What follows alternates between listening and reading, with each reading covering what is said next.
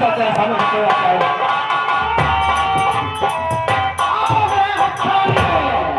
कहाँ भाग कर जाओगे? हमारी पंखों की गोली से ज्यादा नहीं भाग पाओगे। अरे सुतम अबे चौकीदार, अबे चौकीदार इधर सारे कुर्सी लगा, चाय ला, नमकीन ला, बिस्किट ला, मीठा ला, फल फूल ला, इनकी सेवा कर। सरदार सुल्तान सिंह आए हैं। साहब आप बैठाइए, मैं अभी लाता हूँ 20 फुट चाप देता हूँ। 20 फुट चाप रहा है साले, बिस्कुट चाय की 20 फुट चाप रहा है। ला इनकी सेवा कर। रहने दे सिकंदर, तेरी सेवा की मुझे कोई जरूरत नहीं है। क्यों?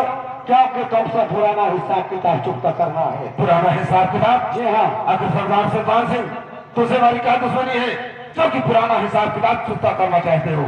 दुश्मनी है सिकंदर, दुश्मनी है। इतनी जल्दी भूल गए? सुल्तान सिंह आखिर क्या दुश्मनी है? मैं कुछ समझा नहीं। समझ जाओगे जिसे कि बार बार सुल्तान सिंह कह रहा है ना। दरअसल मेरा नाम सुल्तान सिंह नहीं है।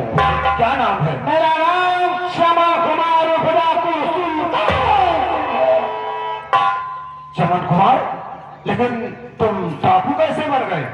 बदौलत तेरी। चमन कुमार तो सीधा साधा इंसान था, लेकिन तेरी बदौलत एक चमन कुमार आपका गोला डाकू सुल्तान सिंह बन गया। तो सिर्फ तेरी बदौलत आज तो नहीं बोलेगा, सिर्फ मैं बोलूंगा। बता मेरी पत्नी आदमी की हत्या किसने किया और मुझे निर्दोष जेल किसने भेजा? बोल साहब। तुम्हारी पत्नी आरती की हत्या, उसके विषय में तो मुझे कुछ भी नहीं मालूम है, कुछ नहीं मालूम है। लगता है तेरा दिमाग गड़बड़ हो गया है, तेरे दिमाग का ऑपरेशन करना बहुत जरूरी।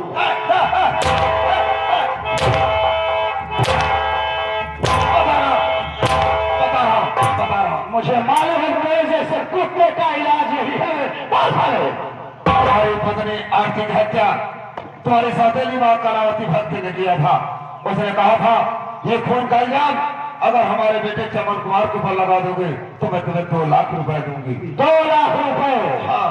2 लाख रुपए अपने ईमान को बेच डाला, अपने कानून को बेच डाला। दौलत के लालच से कुत्ते साले, अगर तुझे 4 लाख मिले तो अपनी माँ बहन भी दे सकता है।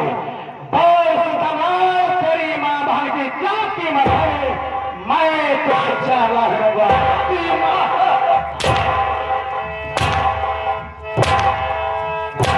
कीमत बोल कुत्ते साले, कीमत।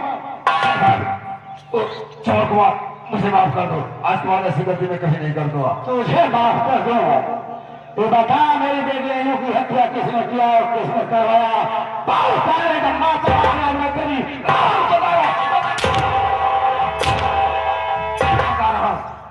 तुम्हारी बेटी नीनू की हत्या तुम्हारी सौतेली मां कलावती भक्ति के कहने पर मैंने किया।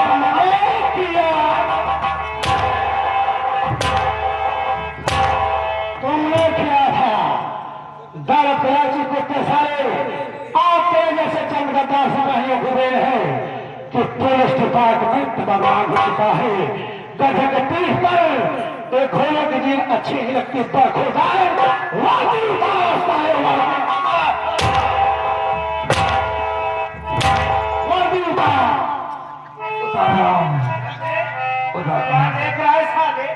चौकीदार तू कैसे बोलने लगा? ऊपर को उतार, उसके बाद पैंट उतार, उसके बाद हाथ चड्ढी उतार सारे। मन कहे कि हम हमारा पूजा कही तो होता। चौकीदार कैसे बोल रहा?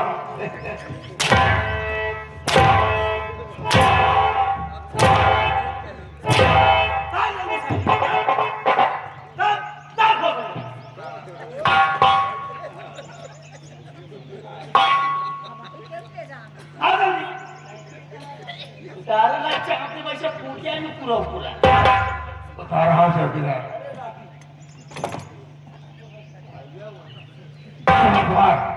मैं तुम्हारे सामने हाथ जोड़ रहा हूँ, तुम्हारे पाँव भर रहा हूँ।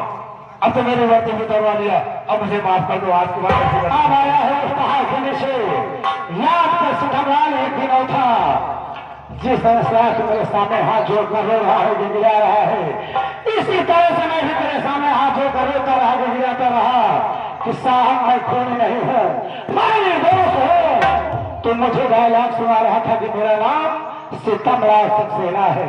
मेरे दिल में राम नाम की कोई चीज नहीं है। एक बात है, बोला था ना, जहां नींबू नहीं जाता वहां तो नारियल घुसाता है।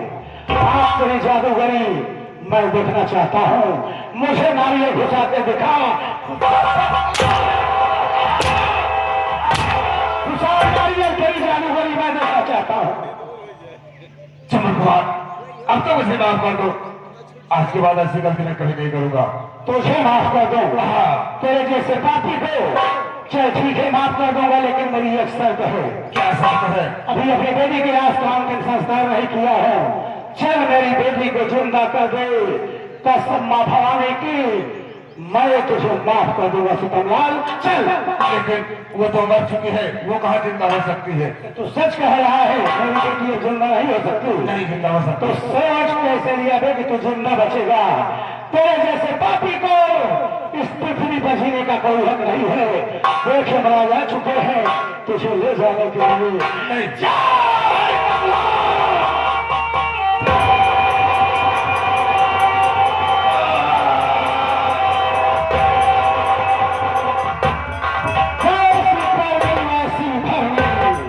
आज मेरी बेटे की आत्मा को थोड़ी सी शांति मिल गई होगी।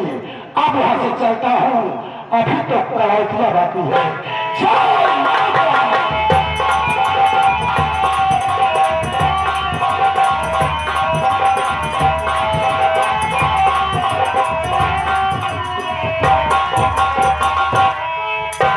बाजार गया, राखी लिया, कपड़े लिया, अब चला हूँ अपनी बहन के दे दूंगा। मेरी बहन मेरे कलाई में राखी बांधेगी। चला हूँ। ये मैं क्या देख रहा हूँ? तो खून देखी के, इसका मतलब मेरी बीवी का खून।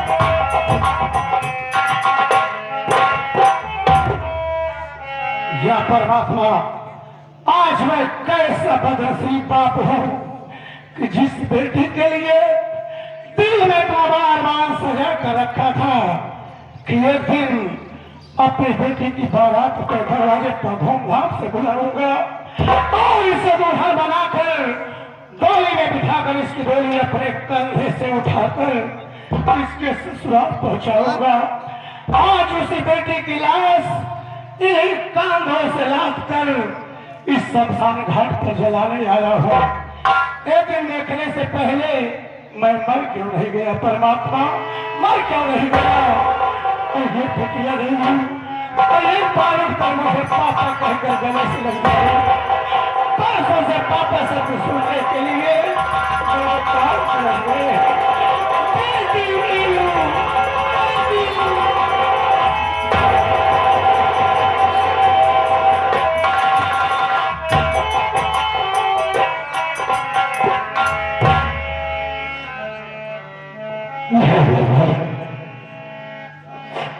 मैं क्या करे? मैं तो अपने बच्चे की लाश को लेकर सरकार घाट पे आ गया।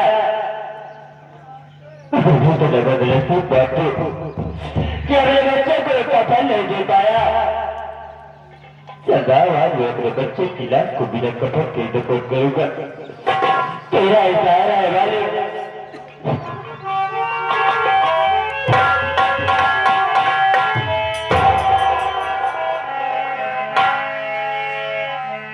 मैं क्या देख रहा हूँ? ये कैसा इंसान है? सरदार घाट पे लाश के पास बैठ के रो रहा है।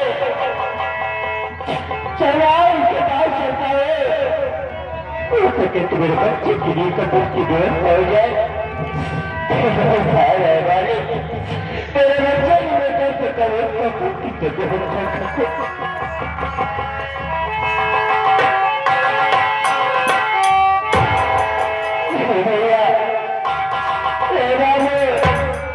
भैया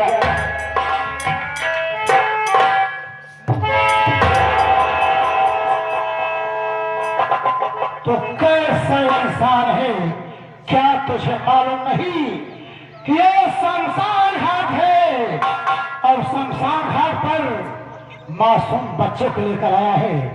तेरा बच्चा ले जाएगा, उठा बच्चे को लेकर दफा हो जाएगा।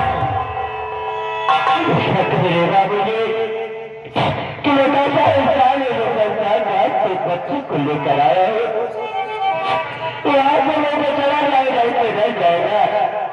नहीं बाबू जी, अब मेरा बच्चा कभी रह जाएगा। वो तो दुनिया को छोड़कर जा चुका है बाबू जी, और ये कभी रह जाएगा। क्या कहा? तेरा बच्चा इस दुनिया में अब नहीं है। हाँ बाबू जी। लेकिन मैं तुमसे ये जानना चाहता हूँ कि तेरा नाम क्या है, तू कहाँ का रहने वाला है, कैसे हैं तेरे घर के लोग जो तेरे मासूम बच्चे को एक कफन तक न दे सके। मैं कफन लूंगा तेरे बच्चे को, मैं कफन लूंगा। बोल तेरा नाम क्या है, तू कहाँ का रहने वाला है? आप मेरा नाम जानना चाहते हो? मैं आपको अपना नाम जरूर बताऊंगा, लेकिन आपको ये वादा करना होगा कि मैं आपको अपना नाम बताऊंगा तो क्या आप मेरे बच्चे के लिए कफन देंगे? हाँ, मैं कफन लूंगा तेरे बच्चे को। ये बता तेरा नाम क्या है, तू कहाँ का रहने वाला है? मेरा नाम जानना चाहते हैं तो बाबू मुझे कहीं देर का नहीं, मैं यही राजापुर का रहने वाला हूँ और आज मेरे खबर करना चाहते हैं। मेरा नाम कलर कुमार है बाबू जी, और हमारे भैया है इसका नाम चमन कुमार है, जो कि आज मेरे दोस्त अपनी पत्नी के खून के इल्जाम में जेल में है। अगर आज मेरे बड़े भैया होते तो मुझे अपने बच्चे के नाम के बिना कपड़ के नहीं देते। और हमारी तो पहले माँ है जिसका नाम कलावती भक्ति है, यही मेरी कहानी है भैया। या परमात्मा, आज मुझे किस मोड़ पर लाकर खड़ा कर दिया। ये तो मेरा छोटा भाई कमल कुमार है, इसे मैं कैसे बताऊं कि तेरा बड़ा भाई चमन कुमार मैं हूँ। अरे मुन्ना कमल, मुझे गाँव से देख, मैं कोई गैर नहीं हूँ, मैं कोई गैर नहीं, तेरा बदनसीब भाई चमन कुमार मैं है। मुन्ना कमल, मैं तुझे गले से लगाऊं।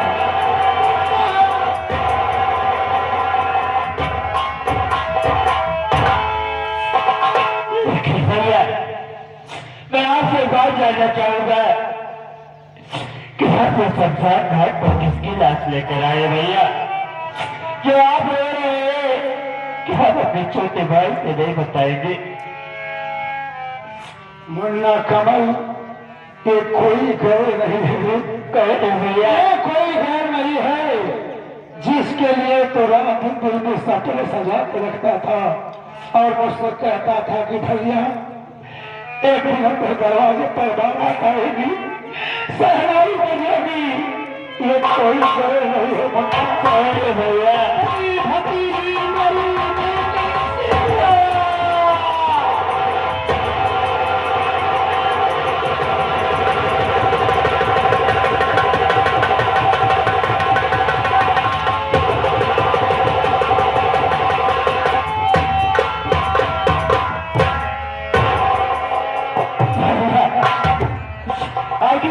कैसे हुआ?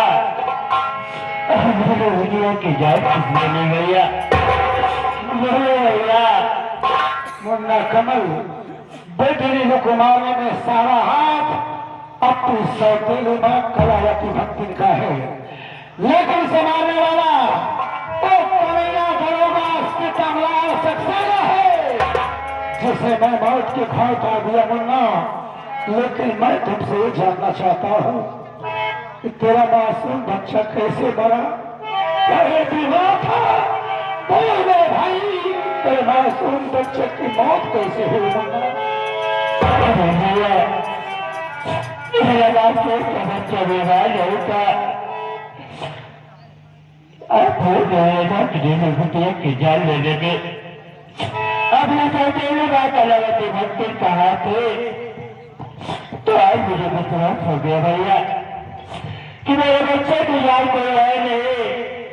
अपनी कहते हुए बात अलावती भक्ति नहीं है जो मेरे बच्चे के कोई मिल जाते उसकी पत्नी को बार बार पुलिस के हवाले कर दिया भैया। हमारे माननीय श्री इंद्र बहादुर मिस्त्री जो कि ग्राम सभा दानी सकरत से चल कर आए साहब 11 रुपए देते हैं सीन देखते हुए। साथ ही साथ हमारे माननीय श्री यहाँ के किशोरी लाल मिस्त्री जो कि आराम मशीन वाले साहब भूरीपुर से चल कर आए हैं सीन देखते हुए 21 रुपए देते हैं पार्टी की तरफ से। धन्यवाद। क्या कहा मुन्ना कमल? तेरे मासूम बच्चे का खून करने वाली अपनी सैकल मां कलावती भक्ति है। हाँ भैया। अरे मुन्ना कमल ले तेरे बच्चों के लाश का अंतिम संस्कार कर उसके बाद हम दोनों भाई चलेंगे कलावती भक्ति के पास। ले मुन्ना। नहीं भैया आप सबसे बड़े आप ही मेरे बच्चों की लाश को जला कर अंतिम संस्कार कीजिए। ठीक है मुन्ना कमल, यदि तो चाहता है कि बच्चों की लाश का अंतिम संस्कार मैं करूं तो मैं नहीं करूंगा मुन्ना, मैं ही करूंगा। अरे मुन्ना आज तो कितना खुश नसीब है, तो बहुत खुश नसीब है। भाई बहन एक साथ जी तो ना सके लेकिन आज एक साथ एक गठन में एक चिता पर जलने जा रहे हो मुन्ना। तो बहुत खुश नसीब है रे, तो बहुत खुश नसीब है।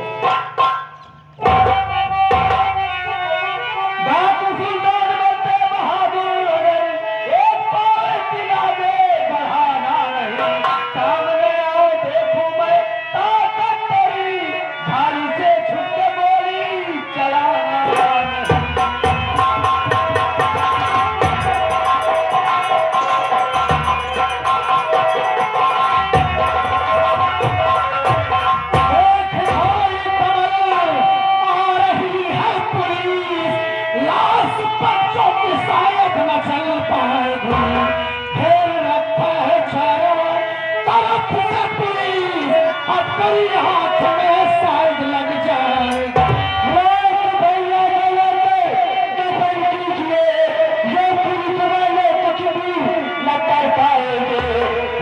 चलते समय आज और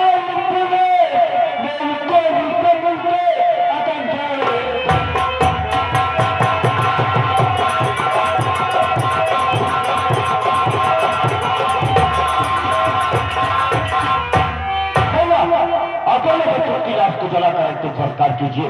आज मैं देखता हूँ कि अगर लाश जलते समय पुलिस वाले आए तो मेरी बंदूक की गोली से लेकर पुलिस वाले को भूल डालूंगा भैया। मुन्ना कमल तो कानून को हाथ में लेगा नहीं मुन्ना, कानून का बागी मैं हूं।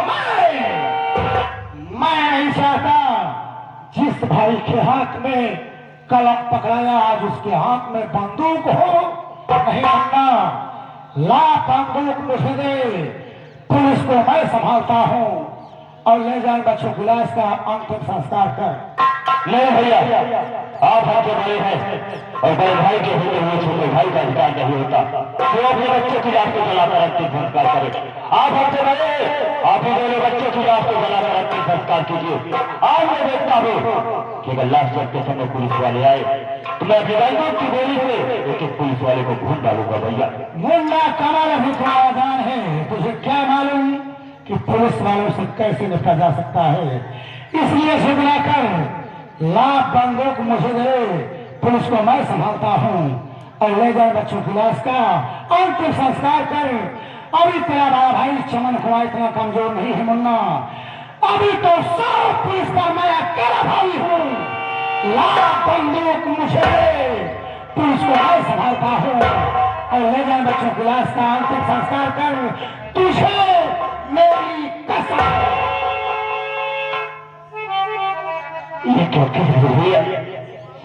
आज इतने दिनों बाद आपसे मुलाकात हुई और आप हकीकत देखकर मुझे मजबूर कर दिए। यही नहीं लग रहा है कि आज ये बंदूक मैं आपको दे दूं, फिर आपसे दोबारा मुलाकात होगी ना हो भैया, इसी बात का डर है बस। मुन्ना कमर तो रोता क्यों है? मुझे कुछ नहीं होगा, मैं तुमसे बहुत जल्द मुलाकात करूंगा। देर मत कर, उठा बच्चों की लाश, ले जाओ तुम संस्कार कर, नहीं तो पुलिस आ जाएगी तो जान उसमें पड़ जाएगी। उठा बच्चों को। ठीक है भैया।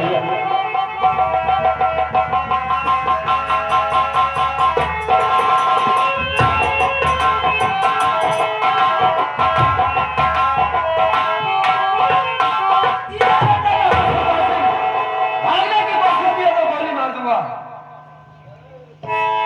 वाह एसपी साहब वाह, सादा फूल गए।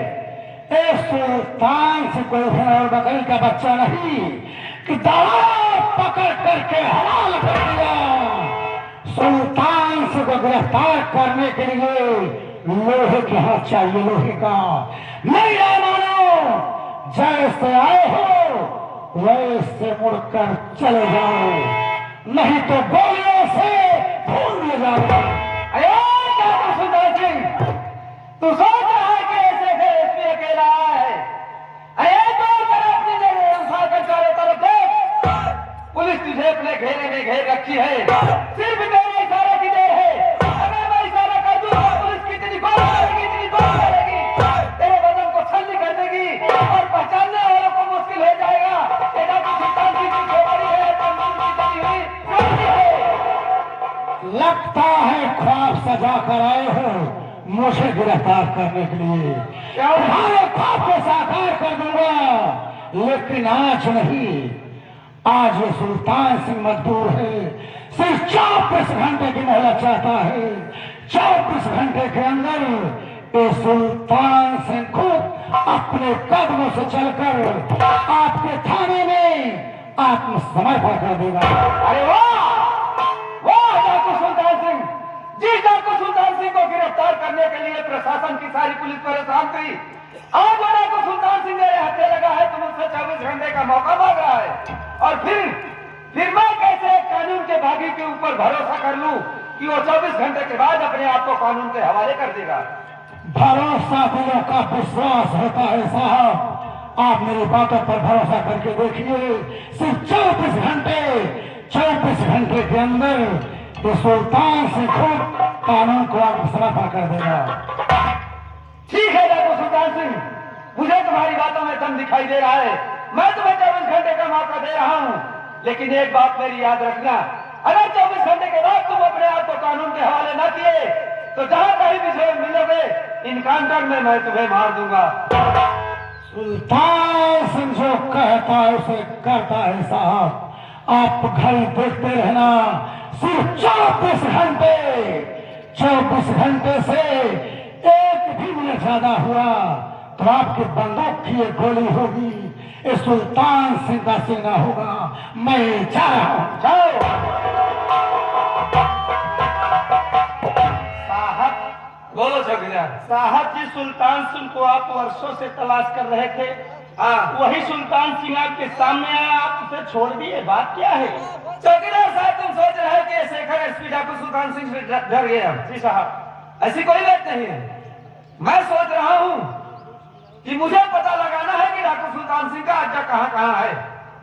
देखो उधर डाकू सुल्तान सिंह के पीछे पुलिस लगी हुई है।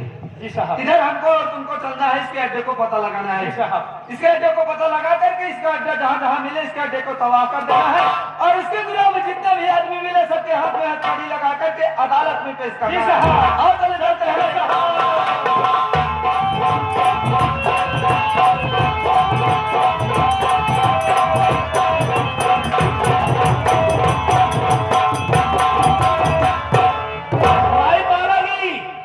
खुश रहो बेटवा कैसे रे खुश माई बात तो है बहुत लड़ाई